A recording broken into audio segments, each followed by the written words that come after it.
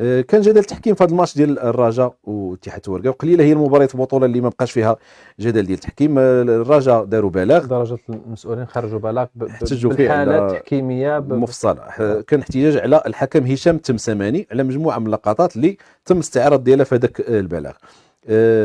فريق الرجاء ادعى الحرمان ديالو من ضرب جزاء واضحه في اخر انفاس ديال المباراه، وتوجيه انذارات 4 ديال اللاعبين دفعه واحده اللي كانوا كيحتجوا الحكم كيطالبوا بضرب جزاء.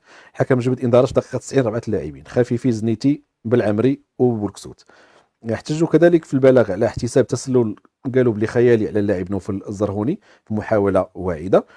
البلاغ كذلك تطرق لعدم احتساب ضربه خطا المباركه رغم التدخل القوي وعنيف من الخصم، عدم استخدام تقنيه الفار في الدقيقه 38 في كره يشتبه في انها تجاوزت خط المرمى. هذا البلاغ ديال الرجاء اللي كيقول انذار اللاعب ادم النفاتي في الدقيقه 81 رغم انه هو اللي تعرض للخطا وبالتالي غيغيب على المباراه المقبله بسبب جمع 4 ديال الانذارات. كان بلاغ شديد اللهجه من اداره الرجاء على تحكيم ديال هشام التمسماني. الحكم التمسماني هو نفسه اللي كان في غرفه الفار في الماتش الاخر ديال الرجاء والماس، واللي حتى هو وما عطاش اشاره الحكم باش يشوف الحاله ديال واحد ضربه جزاء ممكن تكون صالح المغرب فاسي، كان ديك عرقاله في داخل مربع العمليات كلشي يهضر عليها.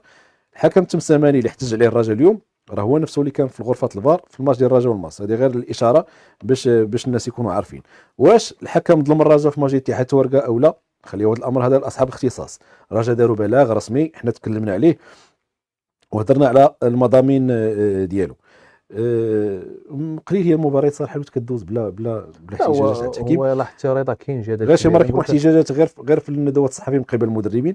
هذه المره احتجاج رسمي لان بلاغ اصلا احتجاج رسمي حيت الرجاء حس بانه كاين، انا قلت لك ما كاينش تكافؤ، والرجاء حس بهذا الشيء ديال بصح بغض النظر على النقطه اللي رجعتي ليها ديال الماس تقدر تكون بصح ركله الجزاء للماس. هذا الشيء زعما ما كيعنيش حتى الماس خصها تاخذ حقها، ما قلناش لا، ولكن راه بصح كاين في المباراه ديال نتفرج في المباراه ديال الرجاء مع توارقه كاين مجموعه ديال الامور اللي كان ممكن يتوقف عليها يتوقف عندها الحكم، ما توقفش بحال بالنسبه لي. هادو اللي دوا مثلا ديال واحد اللقطه ديال التسلل بالنسبه لي، اللقطه الاخرى ديال اللاعبين على الاسقاط ديال لعيبه اشقر راه كان كيتواصل مع راه ما نادوش عليه تجاوزت الخط. انا بانت لي تجاوزت وما عرفش شي مرات راه حتى لي زونغل حتى الزوايا اللي كيعطيو التصوير ديال حنا ما عندناش البطوله ديالنا، ما عندناش ديك تقنيه خط المرمى، راه ما عندناش. انا قلت لك انت كتبان لك ان دابا الجدل راه خاص الكاميرا رضا باش نهضروا على واش فات الخط ولا خاص الكاميرا تكون مبلاصيه مع الخط ديال الكورنير باش تقدر تقول واش الكره دخلت كلها ولا ما دخلتش. بعض المرات راه ما ندويش على الراجل، ندوي بصفه عامه. بعض المرات راه حتى اللقطات اللي كتعطى للحكم كتعطى